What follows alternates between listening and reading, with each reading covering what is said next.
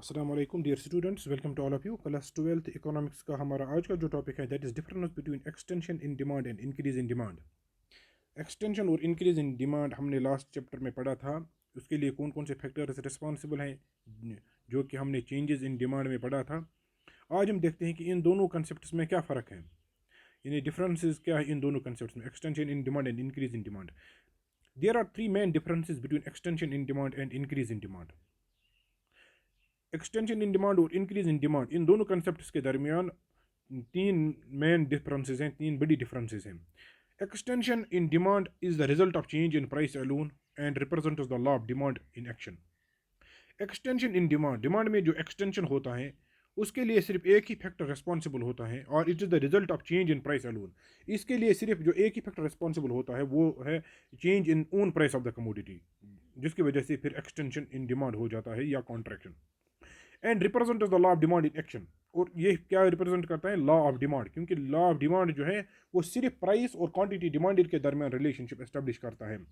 Other factors remaining the same, the change which comes in quantity demanded due to fall in price is called extension in demand. Keeping all other factors which affect demand constant or same,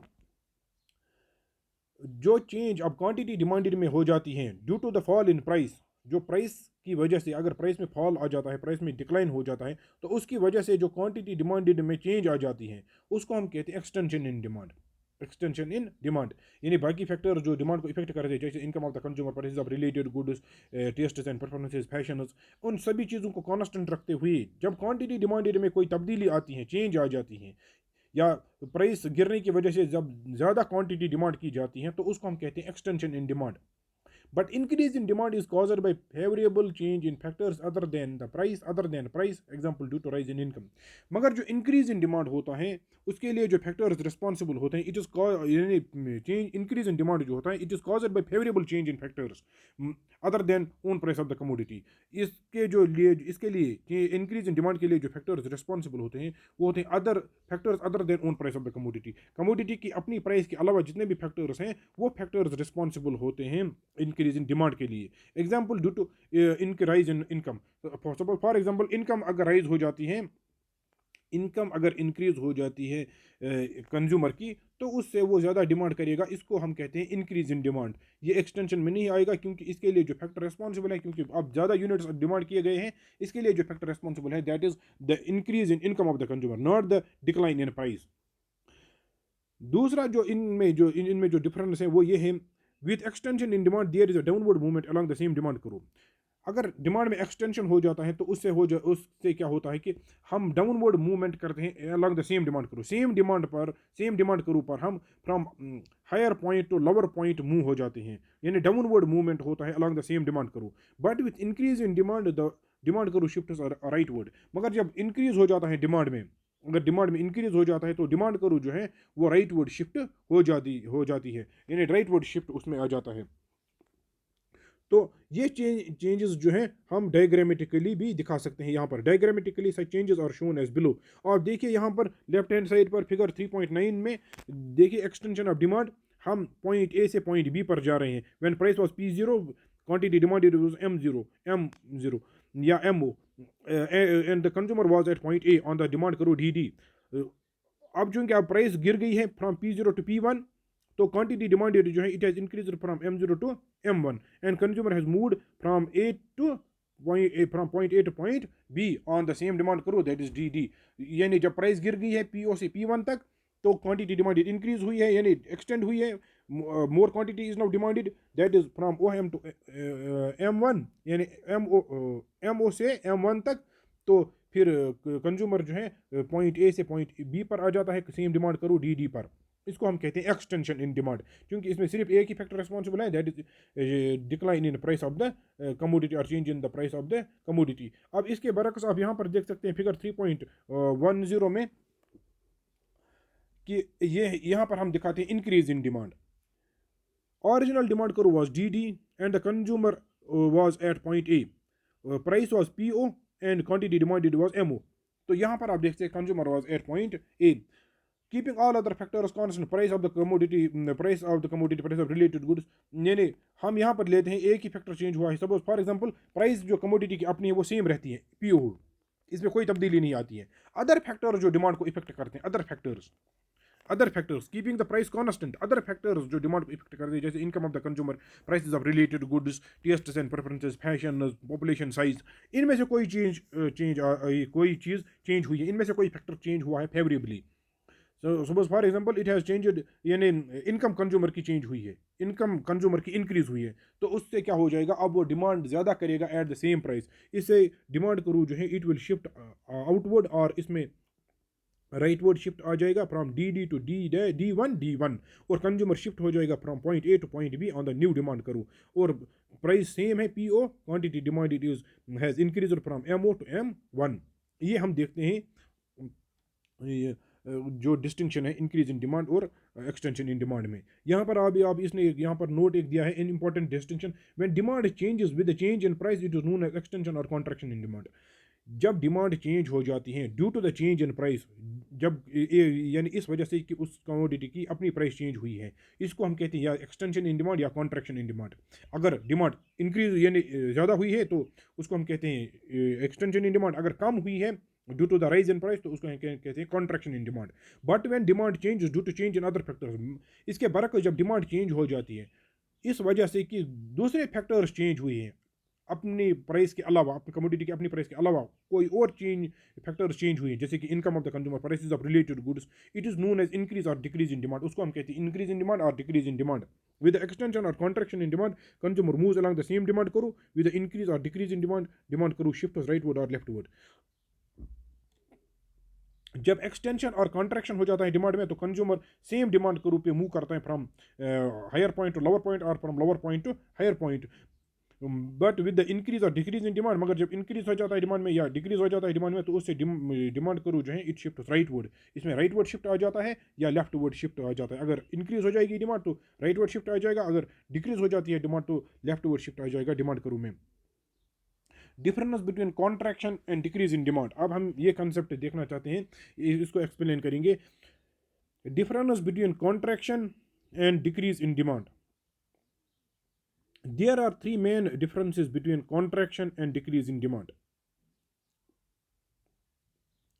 इसमें भी तीन main differences हैं, contraction in demand और decrease in demand में। Contraction of demand जो है it happens due to the change in own price of the commodity और the rise in the price यानी ऑफ द कमोडिटी, और decrease in demand जो होता है इसके लिए अदर फैक्टर्स रिस्पॉन्सिबल होते हैं।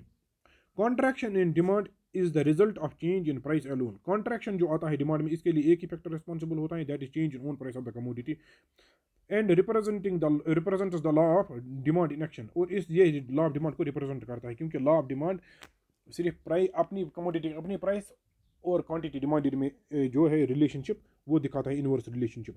Other factors remaining the same, the change with which comes in quantity demanded due to increase in price is called contraction in demand, keeping all other factors constant which affect demand। बाकी जो factors हैं जैसे income of the consumer, prices of related goods, tests and preferences, उन सभी factors को constant रखते हुए जब एक कमोडिटी की अपनी प्राइस इंक्रीज हो जाती है तो उसकी वजह से जो क्वांटिटी डिमांडेड में चेंज आ जाती हैं, क्वांटिटी डिमांडेड इंक्रीज हो जाती हैं, इसको हम कहते हैं क्वांटिटी डिमांडेड जो है डिक्लाइन हो जाती हैं due to the rise in own price of the commodity, तो उसको हम कहते हैं कॉन्ट्रैक्शन इन डिमांड। यानी keeping all other factors constant, बाकी फैक्टर जो डिमांड को इफेक्ट करते हैं उनको अगर हम कांस्टेंट रखते हैं, जो क्वांटिटी डिमांडेड में तब्दीली आती है, जो क्वांटिटी डिमांडेड में कमी आ जाती है इस वजह से कि उसकी अपनी प्राइस इंक्रीज हुई है, तो उसको हम कहते हैं क्वांटिटी, इसको हम कहते हैं कॉन्ट्रैक्शन इन डिमांड। जब कमोडिटी की quantity demanded of A commodity, जब एक कमोडिटी की क्वांटिटी डिमांडेड डिक्लाइन हो जाती है इस वजह से कि उसकी अपनी प्राइस इंक्रीज हुई है तो उसको हम कहते हैं contraction in demand. On the other hand decrease in demand is caused by decrease in demand which is caused by unfavorable change in factors other than price, that is due to fall in income। यानी इसके बरक्स जो decrease in demand जो होता है, it is caused, decrease in demand is caused by unfavourable change in factors other than own price of the commodity. Decrease in demand जो होता है, क्वांटिटी डिमांडेड में जो डिक्लाइन आ जाता है, डिक्रीज जो होती है क्वांटिटी डिमांडेड, उसके लिए जो फैक्टर्स रिस्पॉन्सिबल होते हैं वो होते हैं other than own price of the commodity. अब कमोडिटी की अपनी प्राइस सेम रहती है मगर बाकी फैक्टर्स जो डिमांड को इफेक्ट करते हैं उनमें अनफेवरेबल चेंजेस आ जाती है, जैसे कि income of the consumer, income consumer की डिक्लाइन हो गई है, इसी तरह से टेस्ट्स एंड प्रेफरेंसेस कंज्यूमर्स के अब तब्दील हुए हैं, चेंज हुए हैं, तो इससे भी क्वांटिटी डिमांडेड जो है वो डिक्रीज़ हो जाएगी। ये जो डिक्रीज इन डिमांड है उसके लिए जो फैक्टर्स रिस्पॉन्सिबल होते हैं वो होते हैं other factors other than own price of the commodity. और कमोडिटी की अपनी प्राइस सेम रहती है, बाकी फैक्टर्स जो डिमांड को इफेक्ट करते हैं उनमें से कोई अनफेवरेबल यानी फेवरेबली चेंज हो जाता है। With the contraction in demand there is an upward movement along the same demand curve. जब कॉन्ट्रैक्शन होता है डिमांड में, demand due to the rise in own price, तो उस वक्त कंज्यूमर जो है मूवमेंट करता है along the same demand curve from lower point to higher point. Whereas with decrease in demand, इसके बरक्स जो डिक्रीज इन डिमांड होता है उससे डिमांड करो जो है वो शिफ्ट हो जाती है leftward. With in decrease in demand, जब डिमांड करो डिक्लाइन हो, जब डिक्रीज हो जाती है डिमांड, तो उससे क्या हो जाता है, उससे डिमांड करो शिफ्ट हो जाती है लेफ्टवर्ड्स, डाउनवर्ड्स शिफ्ट हो जाती है। Diagrammatically diagrammatically contraction in demand and decrease in demand are shown as below. यहाँ आप डायग्रामेटिकली देख सकते हैं contraction in demand and decrease in demand. Left hand side पर फिगर 3.11 में आप देखिए कॉन्ट्रैक्शन इन डिमांड दिखाया गया है।